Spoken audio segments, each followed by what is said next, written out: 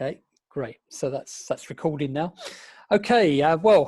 First of all, welcome to everybody for this lunchtime session of the Royal Photographic Society in South Wales, and we're happy to have this session. We've been talking to Peter Britton at Coleg Gwent and his team before, and some of your students, Peter, have been to a few of our online events. So lovely stuff. So it's a great pleasure to welcome you. So perhaps if I hand over to you, Peter, first, you can maybe introduce your students and your guest, Gavin Jones from the RSPB. Fabulous. Okay, thank you very much, Reese. So I'm Peter Britton. I'm course leader on the degree in photography that we run at Crosskeys campus, Coleg Gwent. The course does an awful lot of things, to be honest with you. One of the main things the course does is give our students, and I hope the students would agree, an array of different opportunities and experiences. And one thing that particularly in year 2 the course offers the students is experiences with real life clients. So across year 2 the guys shoot for quite prestigious clients, including Porsche, local clients like Tiny Rebel Brewery, and the fabulous RSPB, and in particular the Gwent Levels Living Levels project. So I think I'll let Gav talk a little bit about the actual project, but in terms of how our students work with it and react to it, it's basically a very broad photographic brief, and the main aim of it is to document the living levels. It is to document the Gwent levels. It is almost as simple as that. In terms of what the students could shoot or how the students could react to the brief, it's incredibly broad. They could focus on landscape, they could focus on nature, because we're working with the RSPB, they could focus on the obvious and they could do wildlife, fauna and flora, etc. Or they could focus on something that is a bit more thematic or issue-based, like fly tipping in the area. So there's an awful lot that's going on within the brief. How long have we been running this for, Gav? Is this year 3 or 4? 4, I think, because it almost predates Living Levels starting. Almost, yes, yeah, long time. And you know, so it's a really lovely project that you know, the fact that it's been going on for several years now shows how successful it is. You know, it's great for the RSPB because they get a wealth of lovely imagery to show issues and to promote the local area. But it's superb for the students as well because they gain a portfolio, and you know, they gain the opportunity to say that the RSPB and this project in particular, you know, are an actual client of theirs, which is a really fabulous thing. It sets the students up very well in terms of portfolio, but also sets the students up really well in terms of experience. I mean, I'll use, we've got a couple of students. We've got 3 students who are going to be showing their work today, Sarah, Derek, and Gideon. And I'll use, I think, well, all 3 of these students are superb, but the students who really succeed on this project take matters into their own hands. And Derek, you were superb. Was it last year? Yeah, last year, when you know, you communicated with Gavin perfectly. You found out about events that were happening, and you know, my role kind of wonderfully became non-existent because you communicated with Gavin and you created your own project. You made your own brief, and you know, you supplied Gavin with you know, sort of event photography and documentary photography that became an incredibly useful tool and an incredibly useful resource. So the project has legs, and it will be going on for a little while longer. And in terms of student opportunity, it's fabulous. Oh, I think you're muted, Reese.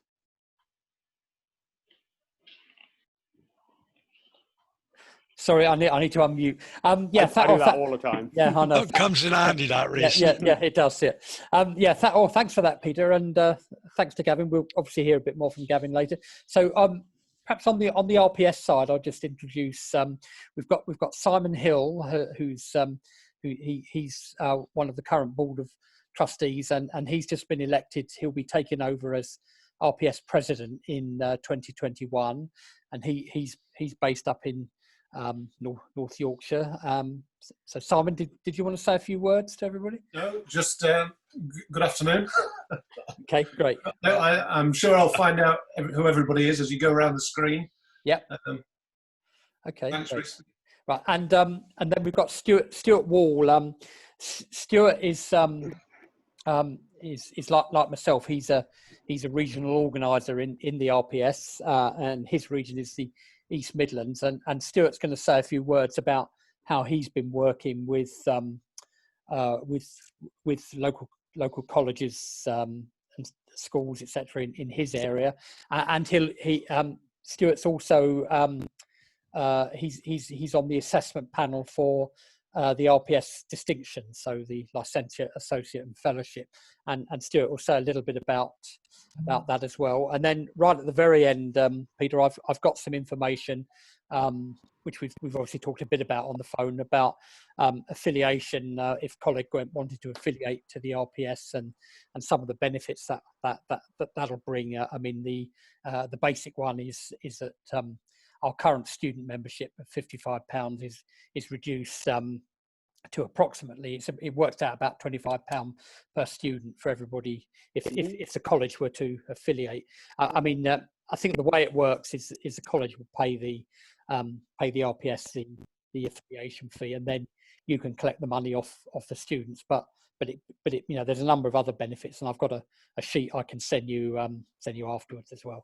But we can talk a bit about that at the end as well. Is that the commercial out of the way then, Rhys? Yeah, that's it. Good. Okay, sell.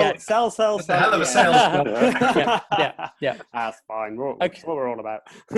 Okay, all right. Well, thanks for that. So I think, Peter, if that's okay with you and everybody, if we hand over now, and I don't know whether, Gavin, you're going to introduce the work or the project, or whether you're going to go straight into the students. So, I think if I've kind of talked a little bit about it from the student perspective. I think if Gav talks about sort of his ideas behind the not from a photography point of view, but about the whole project, just to give it all a bit of context, that would be super.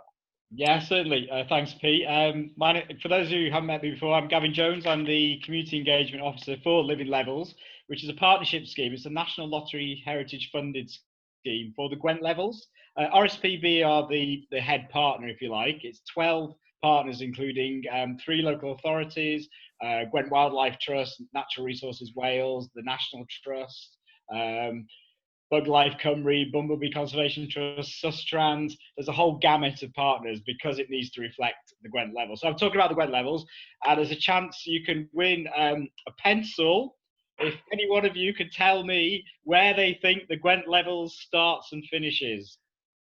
Bridge down to Cardiff. Anyone? Did I do it? Cardiff, yeah. Chepstow to Usk to... No. Oh. I would say Chepstow to where the power station is. No. Okay. Bridge to Cardiff Bay. Is it? All right. Yes, yeah, pretty much Chepstow to Cardiff. So it's 30 miles long, 6 miles wide, massive landscape, totally unique within Wales. This is why we have this project. The only other unique landscape in Wales in terms of landscape character is Snowdonia. So that's the sort of thing that we're talking about. It's totally unique because it's crafted by people. So it's not a natural landscape by any means. There's 900 miles worth of reens and ditches stop that landscape from flooding. So very quickly, the Romans started the ball rolling by creating a seawall. Not the seawall we've got today. It was a lot further out. And then thousands of years we've had people looking after the landscape and keeping it sort of flat and flood free. I say totally unique within Wales, but it's also a forgotten landscape. So the landscape partnership schemes are all about landscapes that are forgotten and not just in danger of disappearing physically, but from people's consciousness. So connecting it back with people, engaging people with the landscape is very important for this project, as we're looking at the long-term sustainability of the landscape. So instead of becoming a forgotten landscape with all the problems and issues that you tend to own as a visitor destination, people will be more aware of the heritage, because not that many people on the outskirts are aware that the landscape is created by people. In fact, the heritage, that's one of the issues that we have, is bringing that landscape to life, because it's not a castle, it's not a building, it's what you're stood on. So bringing that whole story to life is really important. So things like photography is really, is really important to it, and imagery is really important to this project. We also have 24 different projects covering everything from heritage to wildlife to conservation to orchards to oral history, which she'll be doing something in a few weeks in August. So it needs to cover all these different gamuts. It's all things to all people. So it was ideal that about 4 years ago, we got in touch with the college to see if the college wanted to be involved in the project. And one of the first courses that jumped in was Peter's course. And ever since then, it's about 2016, it almost predates the beginning of the project, which was a bit later. But every year, this course has provided some fantastic imagery that we've been able to use in publications. For example, we have, Derek, do you recognize that image? I do. Yeah, okay.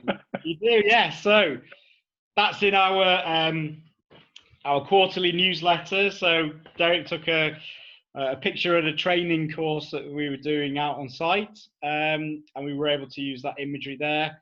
But we've got scope for using the imagery all over the project. And as Pete mentioned, we gave a massive brief because it's a lot of different projects. So we had things like a day in the life. We had things looking at the landscape and people. And it's just been a joy. And we've been able to have two exhibitions so far. We were due to have another one, obviously, this year. Didn't quite come off, but that was in the environs of Tredegar House, which is a fantastic setting, one of our key hubs for the project. So it's been an absolute pleasure, and we're hoping it's going to continue. Our project runs until the end of next year. It's a legacy project, so we won't continue after then. The idea is that we kickstart lots of things. So one of the outcomes, I guess, of this is that the students have discovered the landscape, but also the college now realise what a great resource it is for sort of practical elements of that course to be able to put on the landscape. So it's fantastic, and I'm really looking forward to seeing the work today. Okay, thanks a lot, Gavin. So I guess, Peter, shall I hand over to you now, and you'll present the students' work? Yeah, absolutely. Well, I think considering how prepared Derek looks with two of his pictures even on the wall behind him, I think we should start with Derek. That doesn't mean I'm prepared. It just means they're on the wall. Plus the fact I hadn't seen you for ages. So Derek completed the foundation degree in photography last year. Sarah and Gideon, the other two students who are involved, have completed this year. So I'll start with Derek simply because I haven't seen you for ages, Derek. So hello, lovely to see you again. Yep. Hi. Okay, well, let me share my screen, and I think we'll keep it nice and simple. Derek, if you just want to talk about your reaction to the brief, what it was like communicating with Gavin, don't be too harsh. Discuss how you photographed, what you did basically. So let me share my screen, and I'll pull some of your images up on the screen. Again, I'm not going to Zoom sometimes doesn't like you going too convoluted with screen sharing, so I'm going to keep it nice and simple. So Derek, I'll hand over to you. Yep, sure. So for me, I'll be honest, I didn't know much about the Gwent levels before I started this project. I jumped in. I actually missed the briefing that Gavin did at the college. So I dived down to his office. I think he was a bit shocked to see me turn up, but I did arrange it first.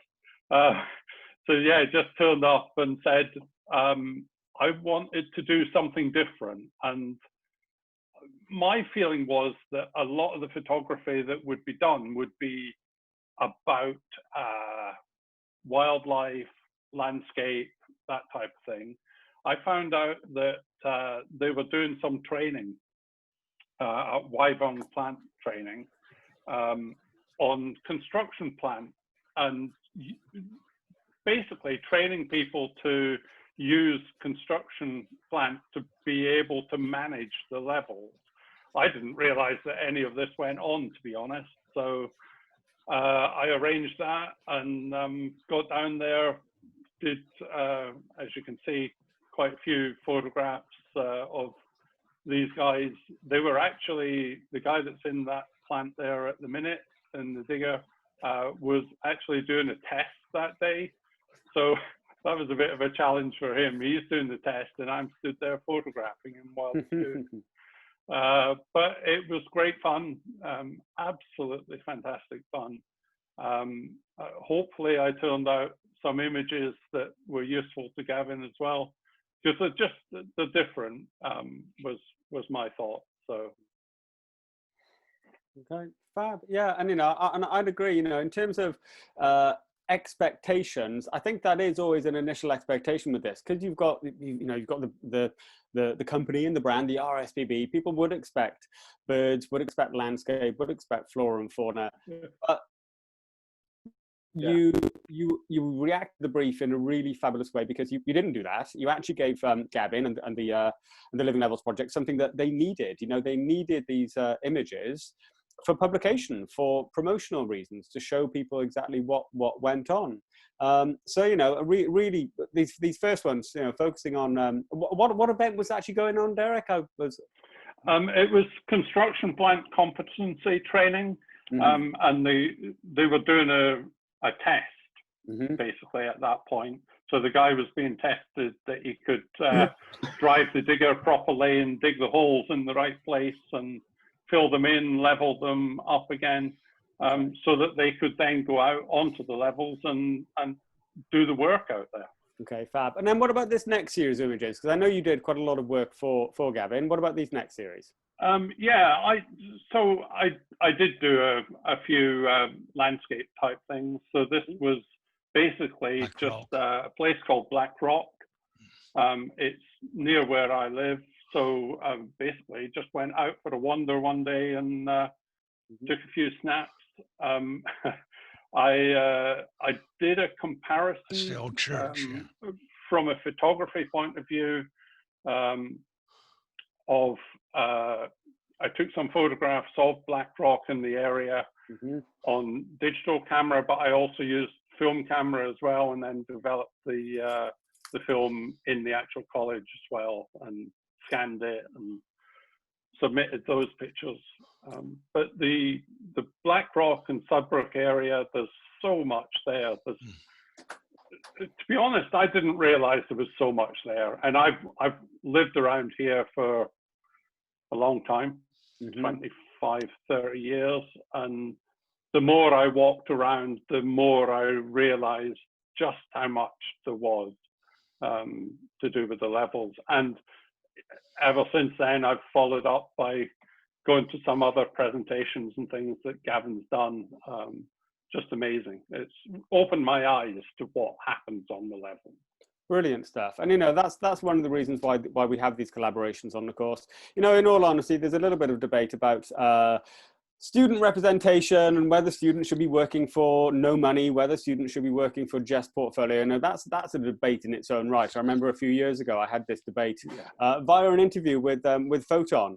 And my reasoning behind getting students to work to create portfolio is that it gives them the opportunity. Come at the end of year 2 or year 3, when these guys move on into the world of career, they've got things to show people. And so these are some of your scans, actually, Derek. So, having a portfolio to show potential clients is massively important. And if you can gain that experience on the course, then I think it provides you guys with a wealth of experience, communication experience, but then the main thing it gives you is portfolio. You won't get work unless you can show people what you've done. No, I totally agree with that, Pete. I mean, for me, it wasn't about getting paid for this at all. It was about building a portfolio.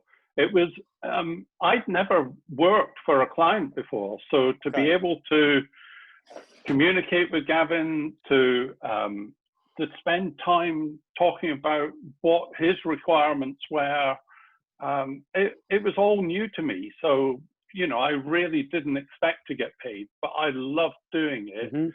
These pictures that are coming up now was another event that I had no idea what he was talking about when he mentioned this.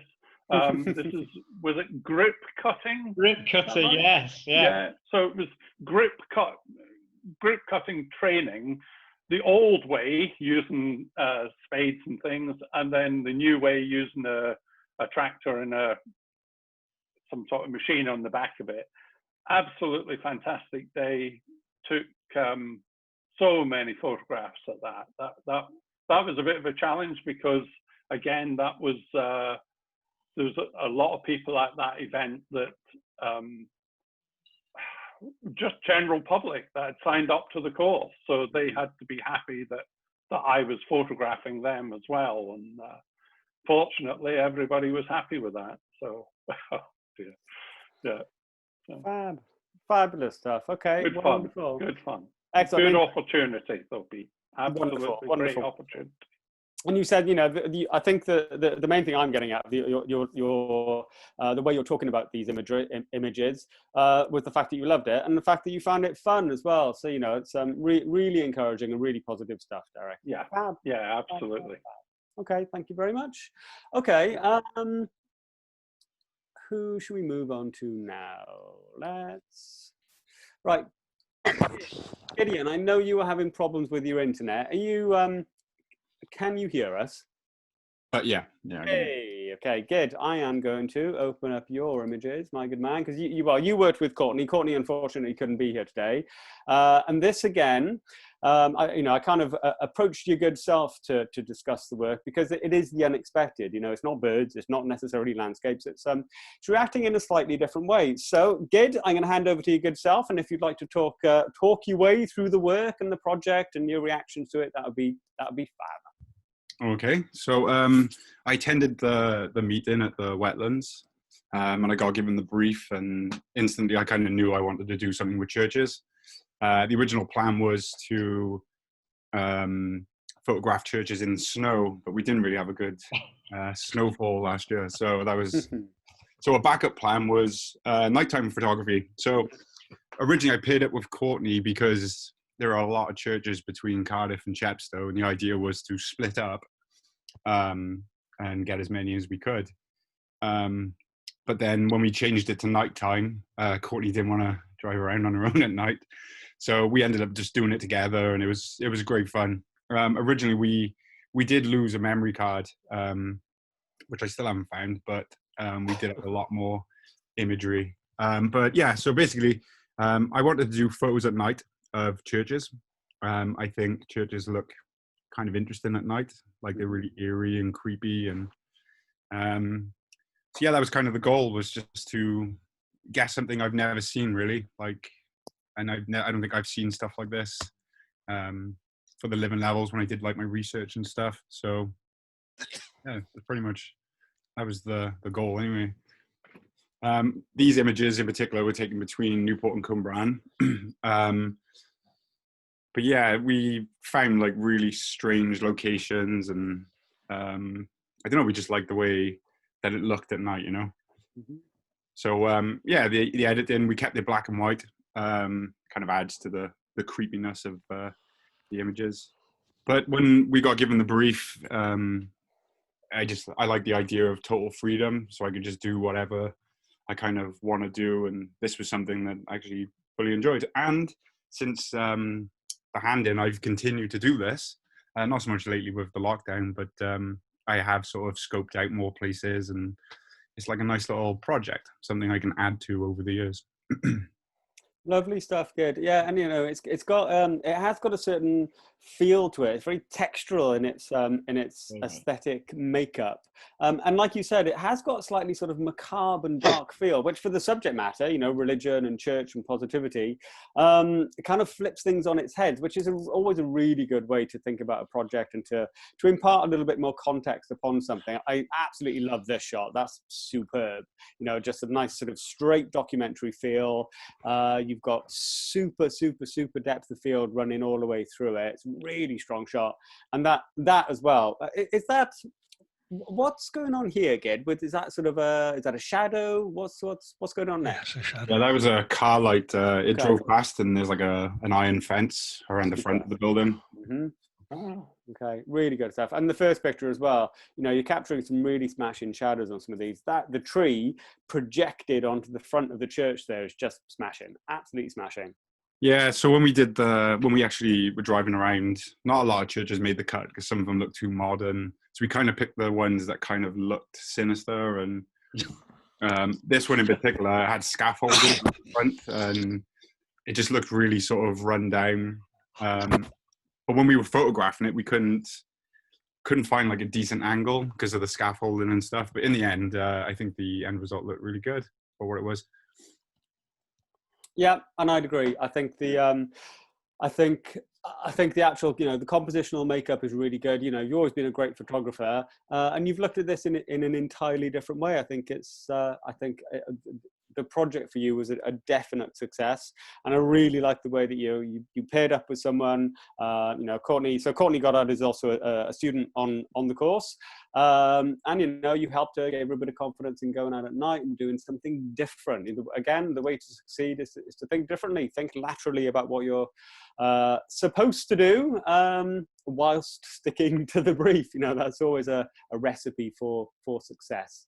Yeah, we learned like a ton together, because I mean, it's all learning, and it's all sort of trial and error, and we learned about like planning, and we learned about organization between us, because we both had work commitments, so it was kind of like planning ahead, make sure that, like, we didn't want to be out in the rain, so we had to like plan days. And I also learned, to back up memory cards quicker than I did.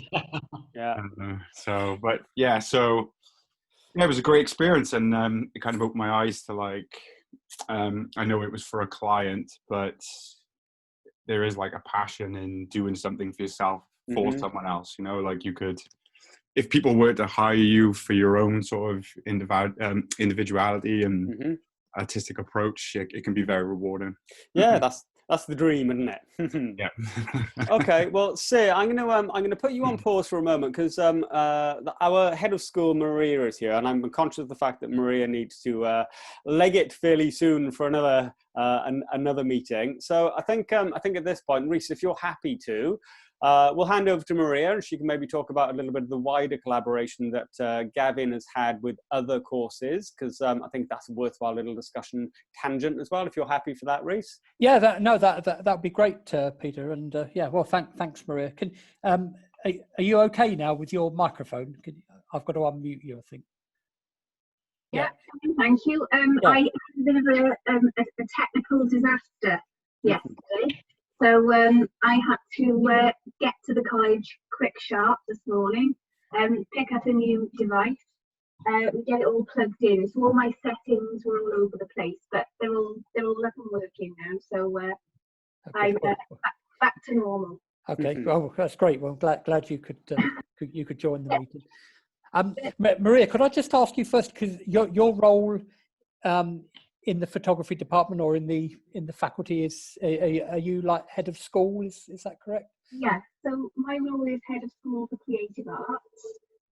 So all the creative subjects are in my area. That's all the vocational courses, and that ranges from level 1 right through to degree courses, which is the course that Pete runs.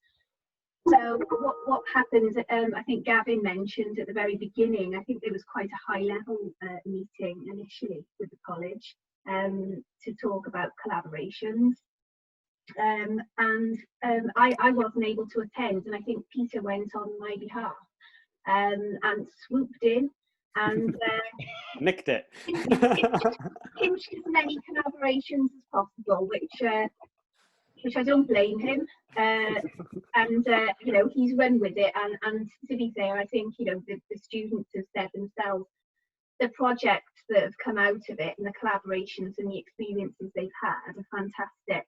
And that's not just actually going on to the levels and learning about the conservation and so on, but it's the exhibitions as well, and going along. I mean, I've been along to the exhibitions and met lots of different people who are looking after all the owls' nests across the levels and so on. Lots and lots of people that have then allowed us to think even wider about how we could use this for projects. And I think it's great that the students have had an opportunity to work with a real client. Thankfully, like Gavin and his colleagues have been so open and cooperative and worked so well with our students that they've you know, really felt comfortable with doing that. And I think it's given them a lot of confidence to go on and work with other companies and so on, which is, you know, what we're all about really. It's what we want our students to do, especially at degree level. We want to make them employable, and you know, we want them to have that confidence to go off and be able to work freelance themselves. But not just photography. We've had other courses that have taken up that opportunity. Illustration, you know, for obvious reasons, the levels have got lots and lots of illustration opportunities, and some of the outcomes are so beautiful. Some of the things that the students have drawn, the wildlife, the landscape. Yeah, and if any of you managed to come along to the Orangery exhibition at Topeka House, you know, some of those images were just fantastic. And probably something that you wouldn't think would run alongside the living levels was our drama course as well. So our performing arts students were also involved, and I cannot remember the name of the outdoor event. I don't know if you can, Gavin. Big Skies. That's it, Big Skies event. And we shared, because the video was released recently, and we shared that in our staff meeting with everybody to see. It looks like the students had an amazing time, working from the day into the evening, in you know, in their costume and with the various different things that they needed to do.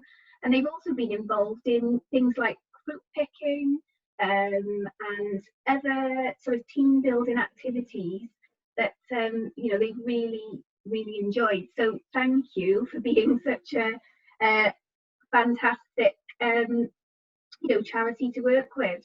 So I'm hoping, and I can't see why not, that the relationship wouldn't continue, and our future students will benefit from those collaborations as well. Yeah, and if anyone wants to have a look at any of this work, some of it is on our exhibition site as well. Because of lockdown, we weren't able to have a physical exhibition this year. So we've made a really fabulous sub-site through Coleg Gwent. It's Coleg Gwent Crow. I've put a link into our chat. So if anybody wants to have a look, if anybody would like to share it, then please do, because there's some amazing work there, including some of the living level stuff. The year one illustration stuff is pretty much all living levels, and you can see all of that there. So that's worth a click as well. Okay. I mean, what, Peter and Maria, one of the things I was discussing with Peter that, you know, I'd be happy to do in our Royal Photographic Society South Wales sort of news pages is I'd be happy to create an article about this project, and we could feature some of your students' work and put in some of the links, say like the one you've just mentioned there Peter, as well. So so that's one of the follow-up actions, you know, that I'd be happy to discuss with both of you. The other thing I thought maybe if I just mention it now, I was talking when we were talking to Gavin before the meeting started. We've actually got another online event coming up on Saturday, the 1st of August, which everybody's welcome to attend. It'll be free, and that's also about the living levels, the Gwent levels, and that's with a journalist, researcher, contact of ours, Marsha O'Mahony, and a local photographer, Nanette Hepburn, and Gavin obviously knows both of them, and that talk will be similar to this. It'll be you know, be about an hour's long, and basically Marsha and Nanette will talk about their involvement in the Living Levels project as well, and we've got links to that on the website. And so again, that's something I can share with everybody after the meeting if you'd be interested in attending, if you haven't already heard about it. Okay. Yeah. Thanks, Maria. That's great. Thank you. I'm going to have to leave you now, though. But thank you. Okay. Well, thanks. Okay. Thanks, Maria. Thanks, Maria. Thank you. Bye. All right. Okay, well, I think we'll get back into the student work, and we've got Sarah's work to have a little look at next. So again, if I share my screen, we can do what we did before. And let me close down kids' work. Okay, right, Sarah, you how shall I put this? You went nuts. Did a bit, yeah. Which was brilliant. You know, as a photographer, you should be shooting, and you should be shooting every day, you know, and you shouldn't want to have that camera in your hand. You should need to have the camera in your hand, and you go above and beyond in terms of the amount you shoot and what you shoot and your conceptual way of thinking. But in terms of this project, you know, again, giving the living levels, you know, stuff that they wanted and needed, it was absolutely superb. Should we go in order, Sarah, and just have a little look through most of these folders in order? Yeah, that's fine. Yeah, okay. No problem. Again, we've got quite a lot of work here, so we'll do kind of structure it like we did.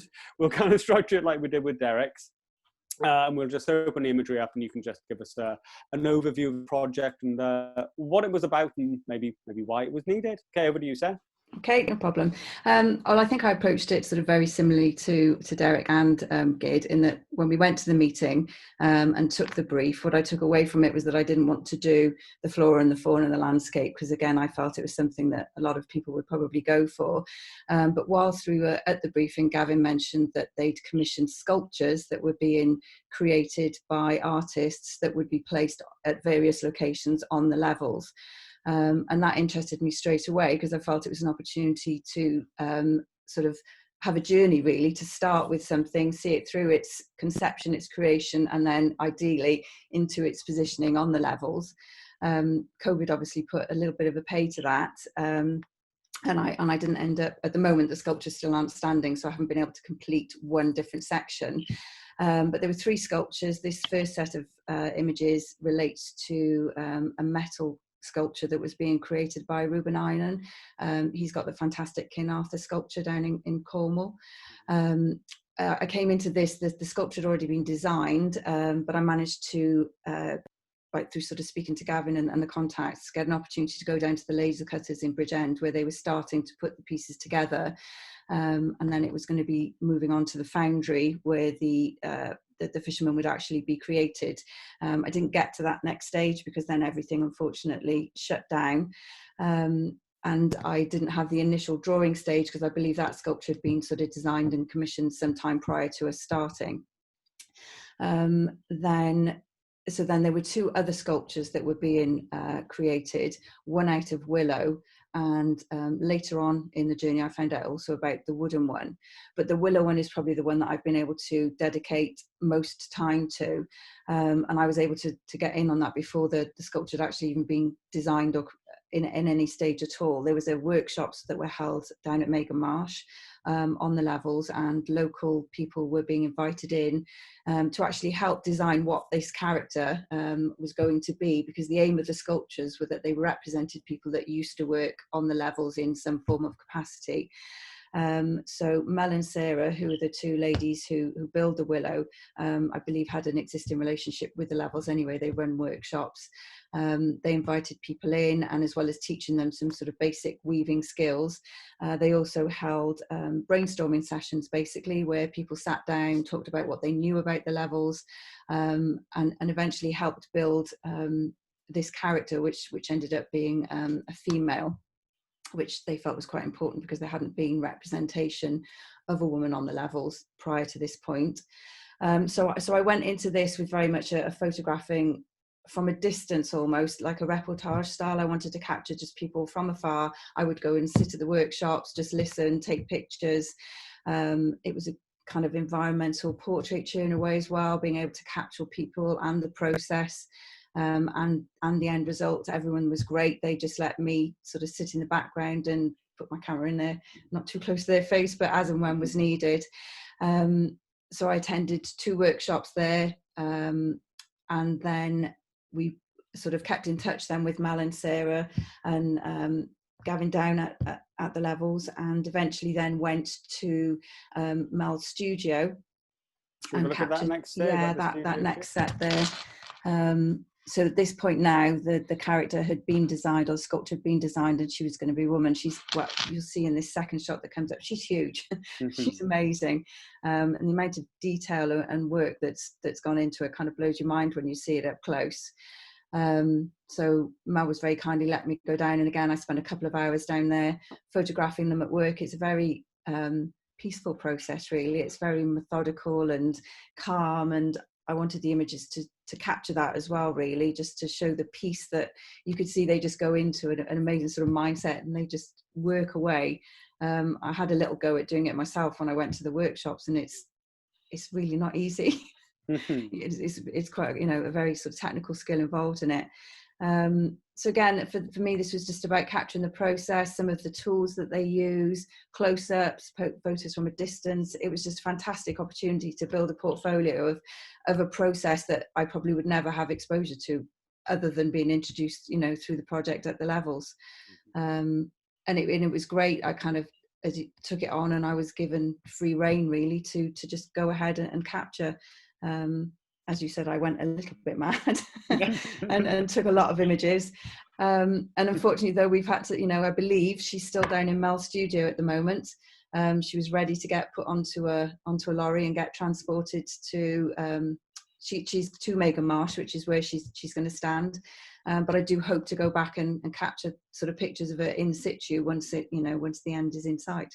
Yeah, I can't wait to see the final capture, the final image. And what's this one all about, Sarah? So, and then this one is another sculpture that's being created. This is Chris, who's a local wood carver. And I finally sort of tracked him down and went down to his workshop in Newport, just for a couple of hours one afternoon, literally just as lockdown was starting.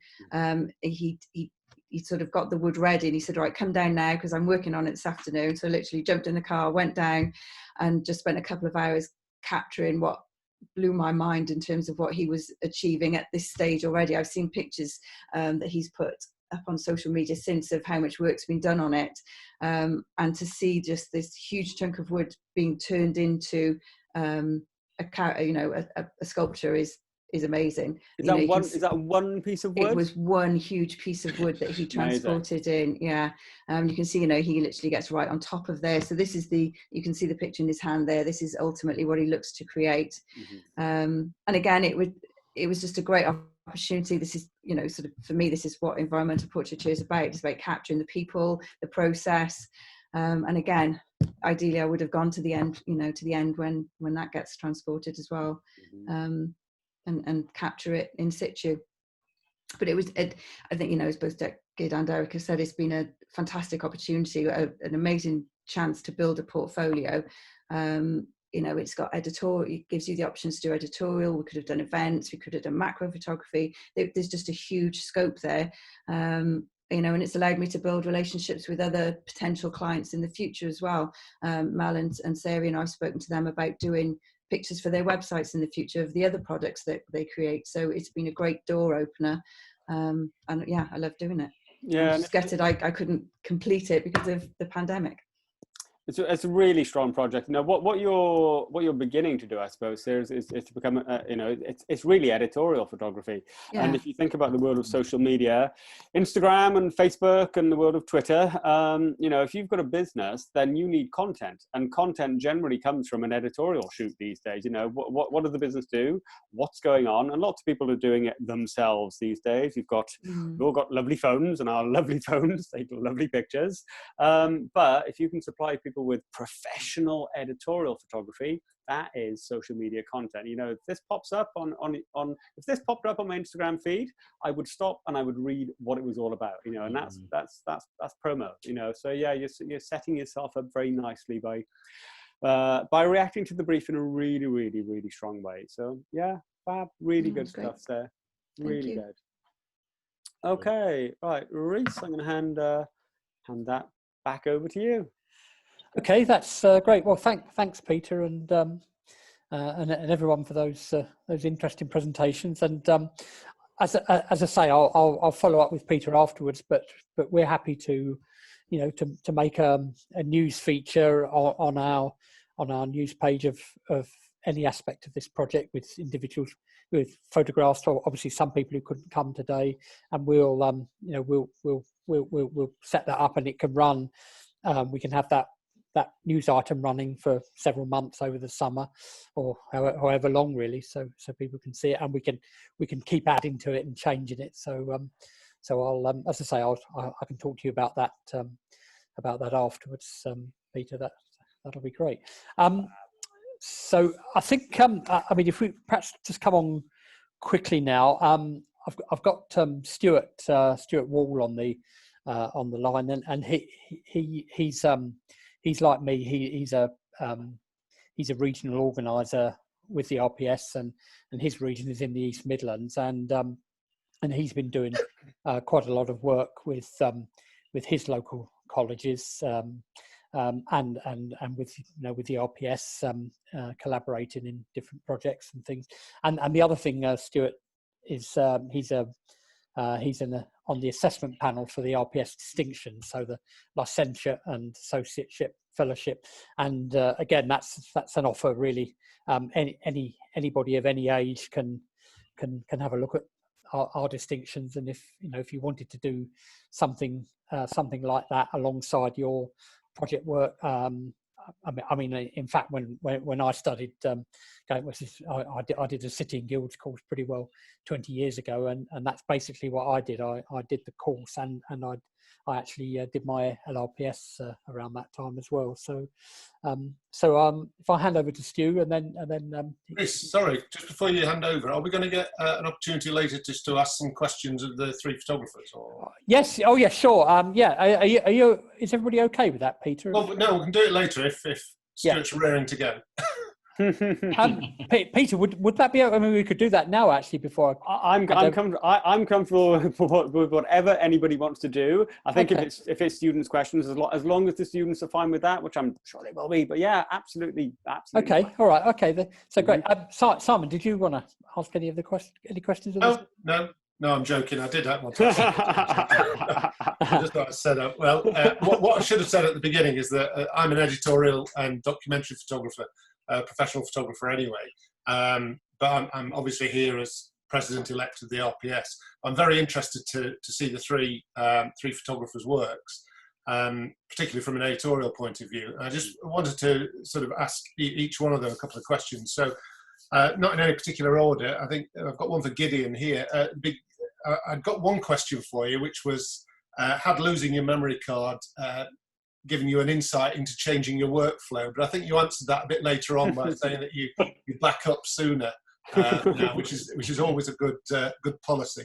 I remember an occasion going for a shoot when I was a student and forgetting to take film, which is the same as not taking a memory card at all nowadays. But anyway, so you said first of all that you wanted to shoot the churches in snow, but I didn't understand why that was your requirement to start with. I'm looking for you. You're not on screen, are you? Just a name. No, if I run the video, my Wi-Fi will cut out. So why snow? How did you interpret the original brief to lead you down a line of saying, right, I'm going to photograph churches in the snow? At the meeting, I think it was Gavin who said that they needed like time lapses and stuff. And originally the idea was to get like time lapses of seasons. And then I just kind of settled on the idea of snow. I don't know, something about snow in it. It just looks really nice. And I thought some churches with like, black and white churches in the snow. I don't know. In my head, it just, it fitted kind of what I wanted to do. So it fitted what you wanted to do. Did you sort of bounce that off the client to start with? I know that it's the sort of pro bono work that you were doing, but you'd still got a client in this, hadn't you? Yeah, so I did mention like snow and stuff, and I think Gavin said that they didn't actually have many photos of snow and stuff. Yes, I was going to say that. Yes. Yeah, so that was something that kind of confirmed it to me. So I think that would be called a gap analysis in your picture library then, would it, on behalf of the RSPB? And was that adequately filled then? Oh yes, yeah, definitely. We now got all the pictures of churches not in snow, but at night anyway. Church is a very important feature on the levels, and if they had been in snow, that would have been a bonus. We don't get snow a lot on the levels, so there are very few images of snow. But church is massively important, especially in terms of things like the Great Flood, and just the fact that they were so important on the landscape. And yeah, we have many. So Gideon, was it your choice to shoot in black and white in mono for that, or was it the client? Yeah, I kind of like the idea of black and white. I feel because with snow, I mean, it was going to be pretty much white anyway. And Yeah, I just felt like Very black and dirty white. snow up here. I think the black and white would have just sort of kind of given it the look that I sort of envisioned in my head. So yeah, there was kind of like those were things that I kind of knew I wanted to do beforehand, and I did wait for snow, and it just never happened. So, but I did have backup plans. Originally, I think I wanted to do infrared as well, because infrared kind of has that, it turn, like if you do infrared, you can turn like the grass to look like snow, and it has like a very unique kind of look to it. But that was too artsy, I think. So I bailed on that. Why did you bail out on that? Because you need kind of like perfect summer weather really to get the best out of the infrared. So yet again, it was just like with the time scale I had, the weather just wasn't it wasn't lining up for me. So I decided then that nighttime's always around, right? And ideally, like in the winter time, nighttime happens earlier, so it means I have more of a nighttime to play with. So that's kind of how nighttime come along with it. Okay, all right, thanks. Right, well, Derek, when you started on yours, you mentioned that you wanted to do something differently and tackle the brief in a different way. Which other photographers' work did you look at for inspiration for your own, or didn't you? Did you just go into it blind? I wouldn't say I went in blind, but I didn't specifically look at other photographers. I have to be honest. I looked more at what they what they were doing on the levels, and tried to pick something. I mean, really, I tried to pick something from the website, and I found this thing about them doing this competency training, and just thought, wow, that's something that I've not seen photographs of. I didn't even know it went on. So I didn't specifically look at other photographers for that. No. So you found something unusual that was going on that you didn't ordinarily associate with the levels then? Yeah, absolutely. But what was your creative route then to deciding on the approach that you take photographically, both in terms of satisfying your own creative objectives and also delivering to the client something that they would be able to use, even if they didn't know they wanted those images to start with? How did you sort of navigate that path between your own aspirations and their needs? Yeah, I mean, well, one of the main things was just having a quite a lengthy chat actually with Gavin, and I've forgotten the other guy's name. Was it Mark? Mark, was it Mark? Yeah. So I had quite lengthy discussions with them about what the requirements were, and then it came up that some of their people were actually doing this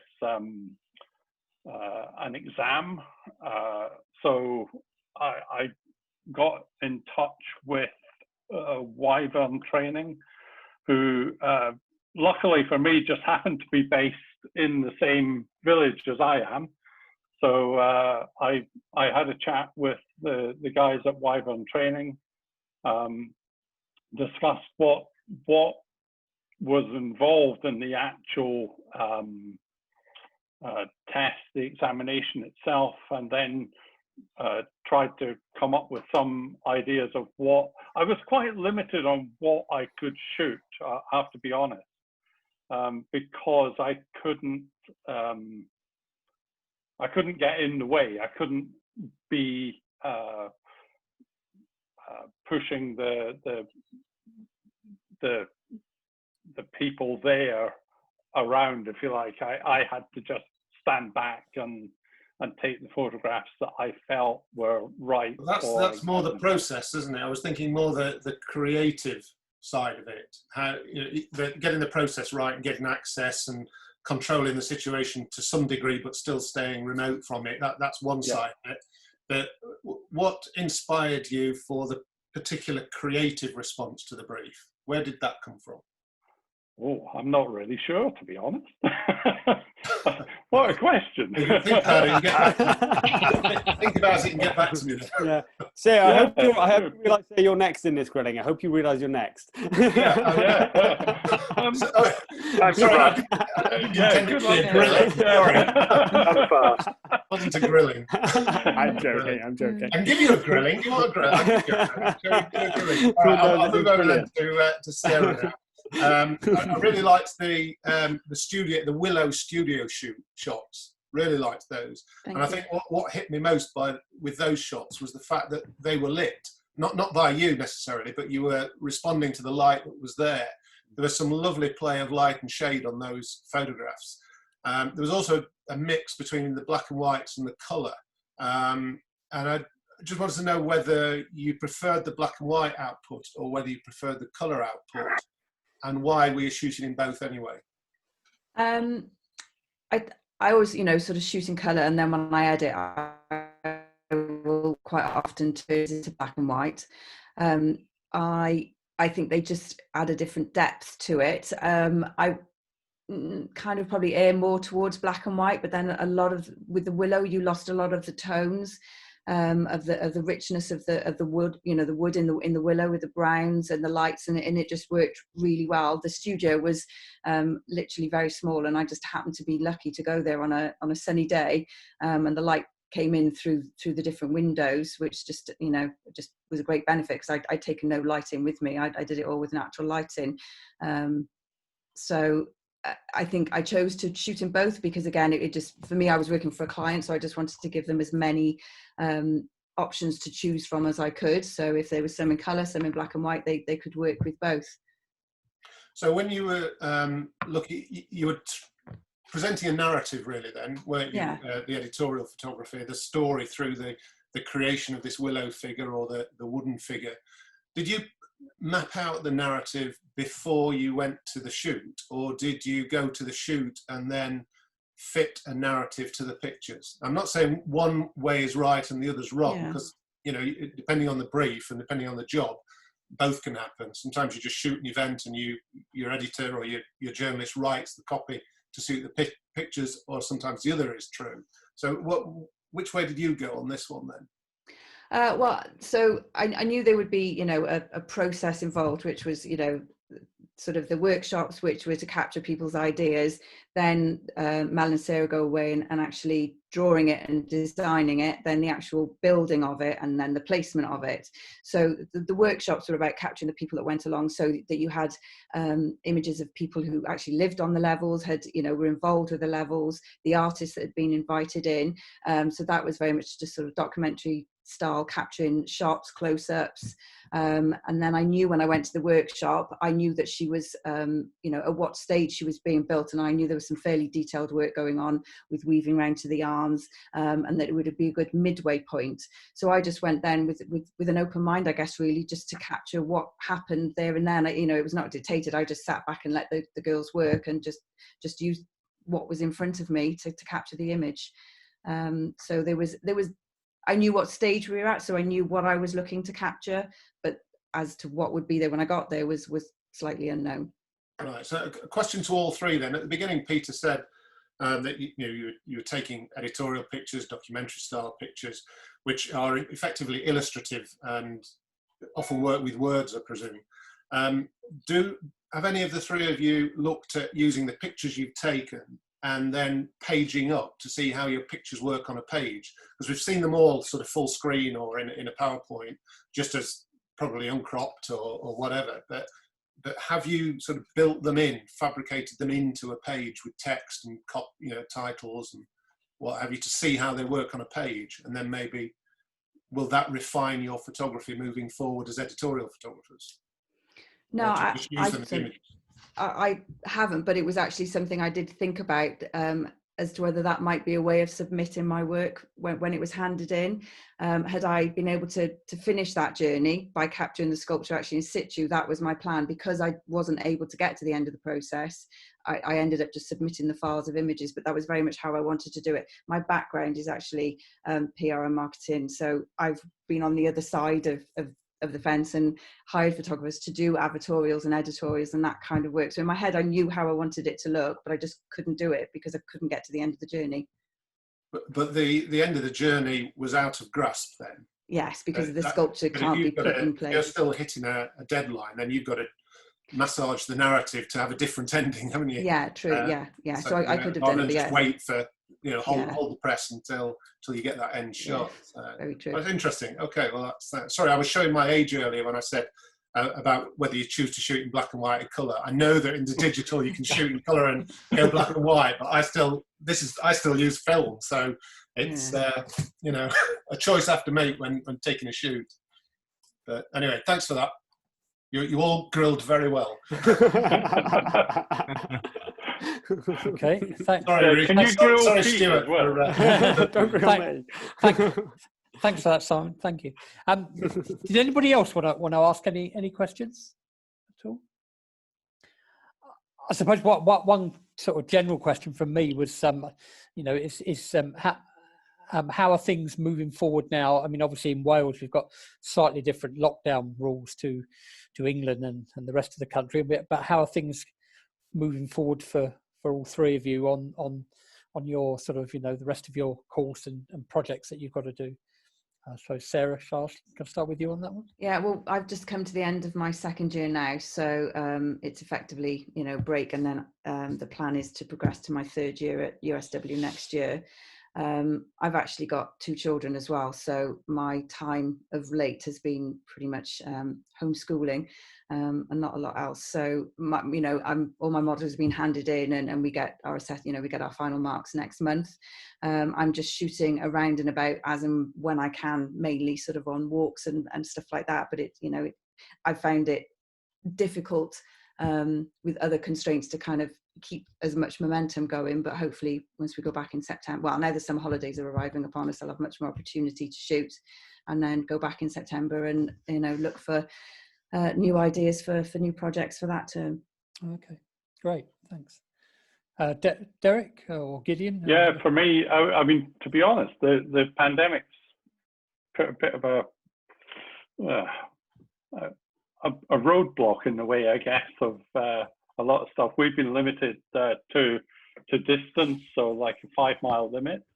But one of the things that has done is made me look much more closely at my local area. And one of the projects I've been looking at is looking at old photographs of my village, and producing an up-to-date picture of exactly the same thing from exactly the same location.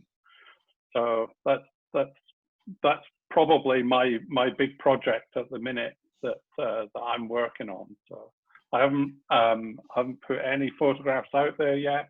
I've just literally trying to gather some bits together and produce a portfolio of that. So, but that's for me. That's not for a client or anything. That was purely. Yeah. Oh, okay. That sounds interesting. Yeah, very interesting. How about you, Gideon? You got any difficulties or plans that you're working on? So I've spent the entire lockdown kind of planning and researching things that I want to pursue in the future. So documentary photography is not something I particularly do. I enjoy conceptual photography and like narrative. So I've been building up plans and stuff that I can execute because I'm entering my third year. So I plan to use my third year for the photography to kind of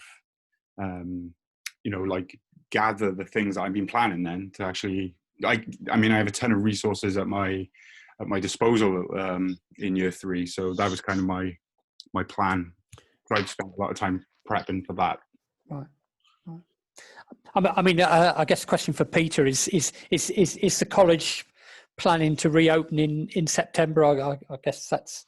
It's we've got those horrible 2 words, and we've had those horrible 2 words since March, and those 2 words are who knows.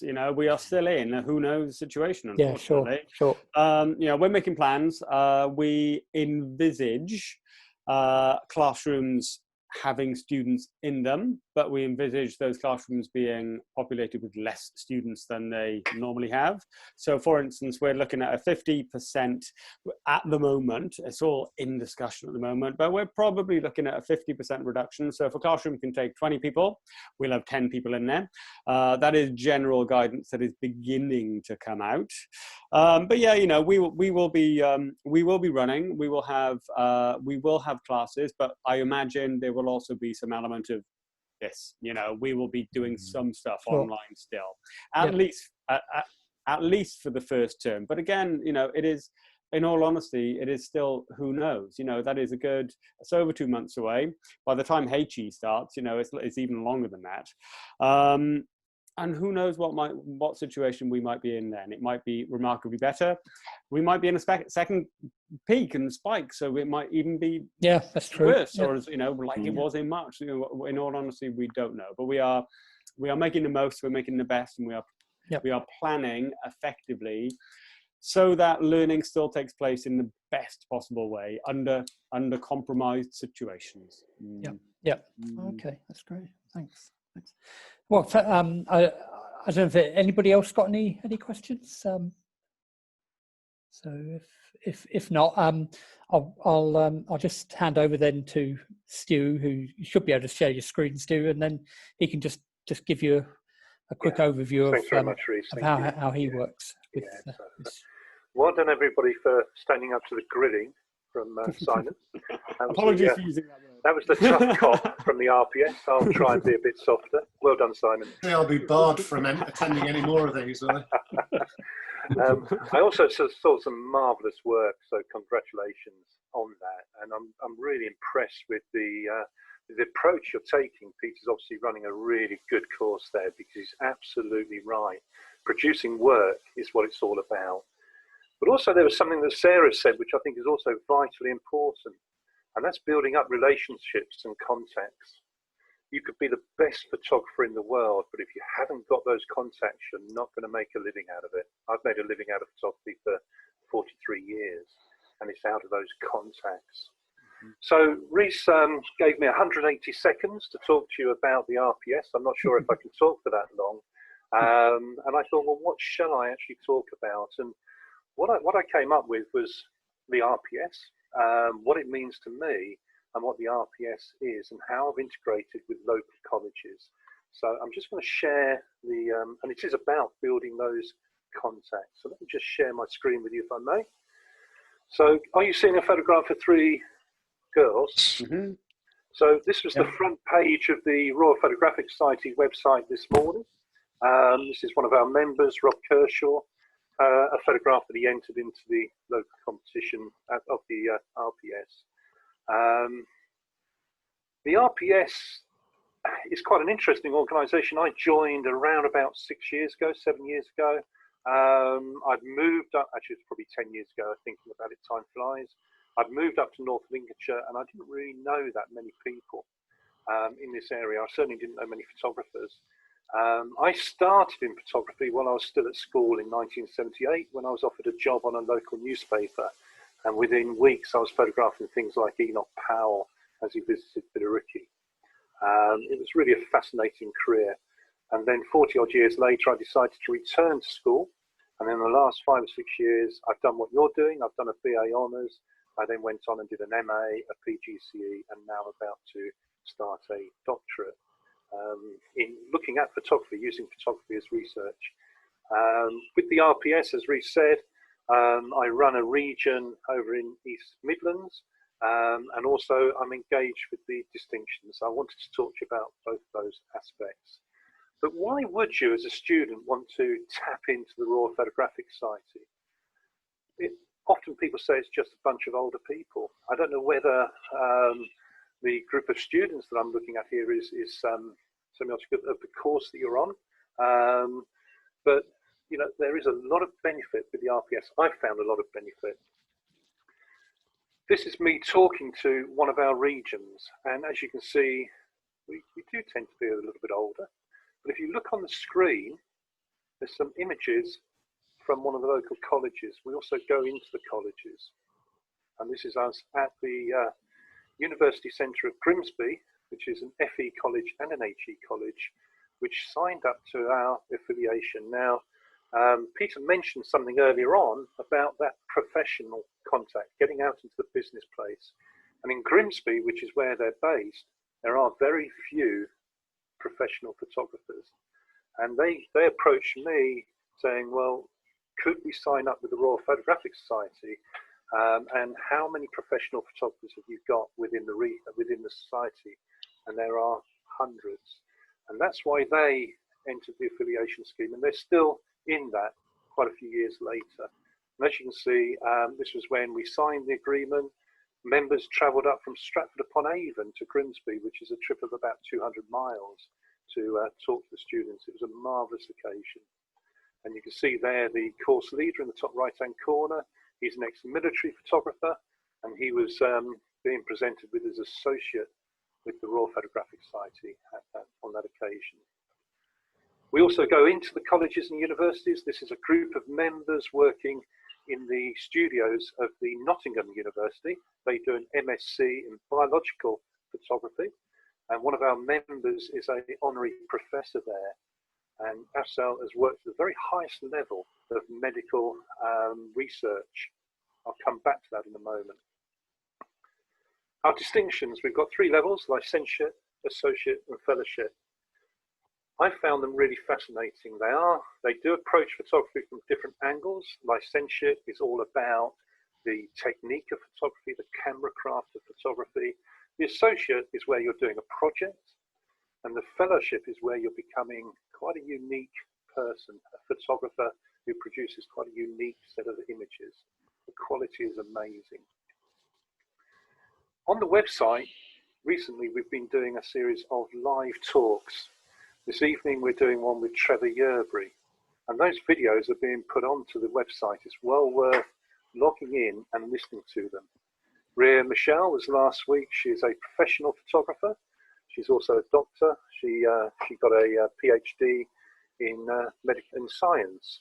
Decided she didn't want to carry on in academia, so became a professional wedding and portrait photographer. And the images you're looking at on the right are from her amazing panel. Well worth listening to or watching the video that's on the website from Rhea. I myself did an associate panel. If you look at the photograph in the top right-hand corner, this is Colin, the local stonemason. Now, this is a typical project that you might do for a degree course. My studio is actually that building there, so it's literally 50 yards away. He's literally my neighbour. It turned out that Colin had worked in this room all his life, his father before him and his grandfather before that. They go back to 1886, making monumental headstones. He's the local stonemason. The photograph here fascinated me because I said, "Is that your family?" He said, "No, my grandfather, to make some extra money, was taking family portraits in front of the house, and that was in about 1890. So it just fascinated, or it appealed to me that his grandfather had been doing portraits there, and here's me doing portraits there, a few yards away. This thing about the contacts. Now, you'll recognise, no doubt, Martin Parr in the top left-hand corner. The Casbard Central Hall was my BA honours major project. I looked at the loss of industry and home in Grimsby. And on this occasion, it was the screening of the Bill J film. And I took my book down there, and you'll see here, we've got Martin Parr, we've got Brian Griffin, and we've got Michael Pritchard. Michael Pritchard is one of the directors of the Royal Photographic Society, and I got their feedback on the book. This image here is of a student who is a retired police officer, and he's now doing a degree. He said to me one day at a RPS meeting, "I don't know what to do now." And I said, "Why don't you do a degree in photography?" So he's studying at the moment in Lincoln, and this was his lockdown project. So he's he's moving into his final year of his degree. He's had to act accordingly, and he got out and he photographed his whole village. And both of these books are in Martin Parr's academy there in his photo book collection. Now, what is a region? Well, you know what Reese's region is. My region is here, East Midlands. It's quite a big region. We're quite spread out. And what we do is we organise events, we talk about distinctions with members, and we arrange visits. One of the projects we did was at Park Hill in Sheffield, where 12 of us photographed the streets in the sky, the flats, and we produced a photo book from that, which went all over the world. So it's making those contacts. There's regions all over the country. You can see that South Wales is here, and there's regions all over, right up to Scotland and into Ireland. So it's quite a big organisation.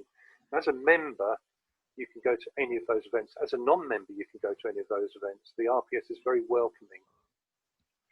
And we also have special interest groups. Now, I think it was Gideon who mentioned before that he wasn't necessarily a documentary photographer, but he was looking more at conceptual work.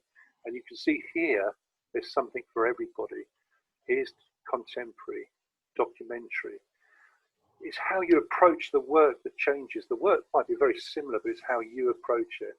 And when you engage with these special interest groups and the regions and the distinctions, you can gain so much about all these different aspects of photography. I believe as a student, you can apply to do a distinction, even if you're not a member, for a very low amount of money. I think it's about 30 or 35 pounds. And that's something you could consider doing as you're doing your project. Just put it in for a distinction to get that feedback, to see how you do. It's just an idea. Let's say they are those 3 levels again: licentiate, associate, fellowship. These contacts, you'll no doubt recognise Daniel Meadows. What I did when I was looking at what contemporary photography is I phoned Daniel. He lives in Monmouth, which is not far from you guys.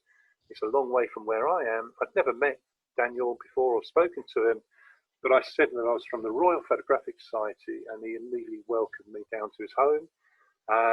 We discovered that his bus, if you don't know the story, when Daniel Meadows graduated from Manchester Poly in the 70s, he was there with Martin Parr and Charlie Meacham and Brian Griffin and Peter Mitchell. When he graduated, he then bought this double-decker bus called JRR 404, and he then went on tour around England photographing strangers. And if you put photo bus into Google and Daniel Meadows, you'll come up with his website, which is a marvelous collection of photographs and recordings of life in the 70s. We discovered his bus at a museum just outside Bristol, and I travelled down with my wife Shona and daughter Jessica, who would have been about 9 at the time, and we photographed the bus and then went down to Daniel's home the following day and showed him the photographs on the back of my little camera, and he was amazed that it still existed. And to this day, this was about 2012, I think, and to this day we're still in contact. It's fabulous. You'll recognise Ian Berry, Magnum photographer. Again, these are the contacts that we build up through the Royal Photographic Society. And Ian Berry is a Magnum photographer. He came up to Nottingham and spent the weekend with us. And we went on a photo walk with Ian. There was 12 of us. We walked through the streets of Nottingham, observing how Ian Berry worked, noticing how he approached photography.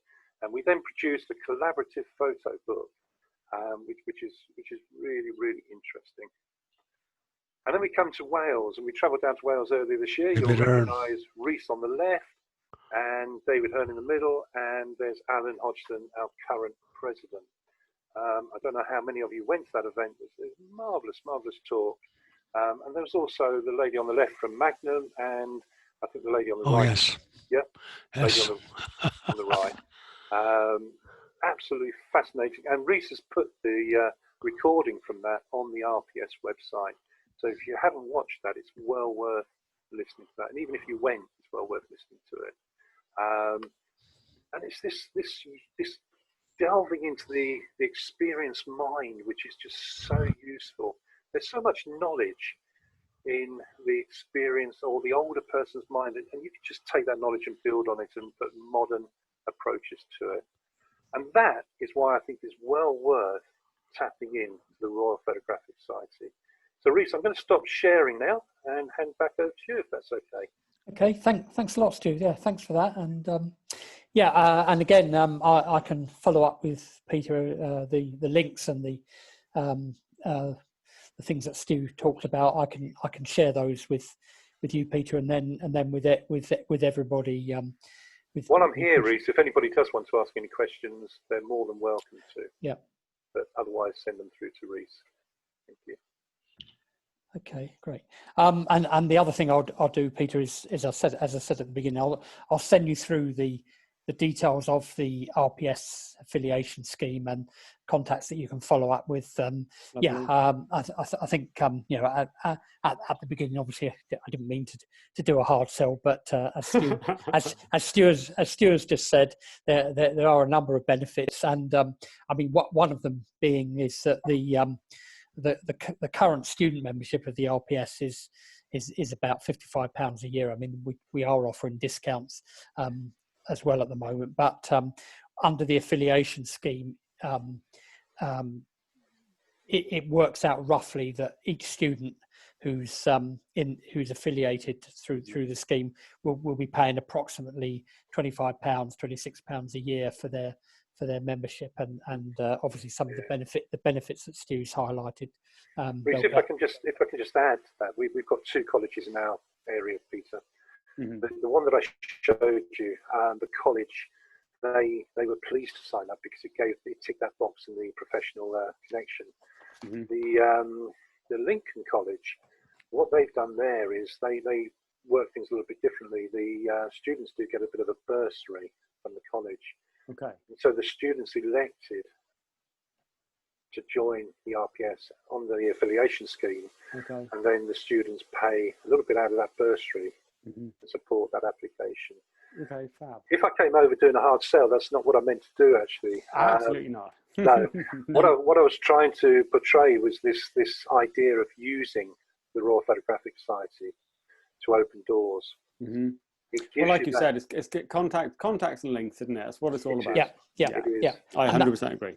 Yeah, and then, as I say, going back to South Wales, that's certainly what I'm trying to do here in South mm-hmm. Wales is open doors and make contacts. And I mean, I'm fairly new to my current role as well, so it's a learning curve for me, and obviously experienced people like Stuart and having Simon around, it's definitely helping me as well. And all I would say is that if anybody does join, and if you've got any thoughts and ideas on things that you as individuals would like to see us doing, I mean, obviously we're a bit prevented at the moment with the lockdown, but if there's anything that you would find interesting or useful, any speakers that you think we should be trying to get, obviously drop me a line and let me know. Peter's got all my details, but I'll make that available after the meeting. So So just to sum up, I mean, I think thank you, Derek, Gideon, and Sarah for those fantastic presentations of your work, and good luck with what you're all doing next, and obviously Peter, to you and Maria and the rest of all your students. I hope everything goes well with reopening plans and obviously the continuation of lockdown, and hope the course continues to flourish, and mm-hmm. and I think, you know, moving forward, if you feel these type of events, you know, would add some value. I mean, we can do them at any time, in lunchtime or mm-hmm. evenings, weekend, whichever's easiest. Please let me know, and I'll send you the links of all the other things that we've got going on in South Wales at the moment. So smashing. So just hand over to you finally, Peter, and if there's any final thoughts from your side.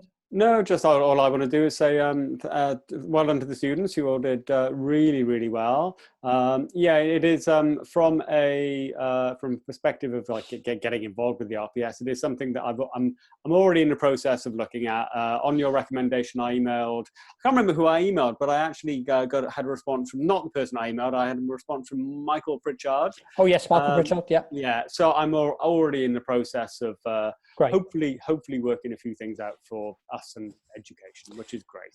Okay, that's great. Yeah. Thanks very much for that. Thank you for this opportunity. And we'll get our heads together, and you know, it's been great for the students. Really good experience with the students, and you know, if we can get Coleg Gwent on the RPS website via some more of these things, then that'd be amazing. Yeah, that would be good. And I'll be happy to help put any features up there, and I think Gavin, we were talking beforehand as well. If you've got any RSPB local projects that you think could, have got photographic element, and we'd be happy to think about featuring those as well. So we'll all keep in touch, as they say. Yeah. Okay, well, yeah, can I just say a quick thank you to the students? Mm-hmm. Right. Okay. Yeah. Thank you so much. Thanks to Pete, as always. It's been a pleasure working with you and the students. That's brilliant. Fantastic. I did mention earlier that our project is all about legacy, and what you've managed to do with your work is capture that legacy. So Sarah, I know your stuff's been curtailed now, but what you've done is create a really beautiful story of those sculptures, because all those guys working on them, they just don't have time to take photos. They may take a quick one, but they're never going to get that moment again. And what you've done is created a fantastic visual story, if anything, of those originals. And those sculptures are going to be a legacy, a physical legacy on the landscape. So, so chuffed with those. They look amazing. Derek, what you literally did was take a picture of a legacy moment, because that training, we didn't think we were going to do at all, but we actually had to train up local contractors in order for them to be able to do work for us on the levels. So what you did was capture a moment in time that has affected those contractors for the rest of their sort of working life. And Gideon, your churches, the fact you've taken lots of stuff of the churches all in the same sort of vein and the same sort of photography, or just to make a fantastic sort of visual story again on our website. And all your work is going to be on our website. Our website continues long after Living Levels is gone. It is going to be a one-stop shop for the Gwent levels, so your work will be there for as long as the internet, I guess. But, thank you so much. Just your work has just been outstanding, and it's always a pleasure. And thank you to the RPS for letting me come along today. Okay, well, thank you, Gavin, and thanks for your thoughts on everything as well. So as I mentioned at the beginning, I've been recording this session, so I'll make the recording available through Peter, and then obviously everybody can see it, and obviously anybody who couldn't attend today. So I think if that's okay, then I'll close now and say goodbye, and hope we'll do another one of these sessions in the future. So thanks everybody for your Okay, attendance. thank you. Thank you very much. Thank you. Yeah, thanks. Cheers, Bye-bye. Reece. Cheers. Bye. Bye. Bye. Well done. Cheers. Bye.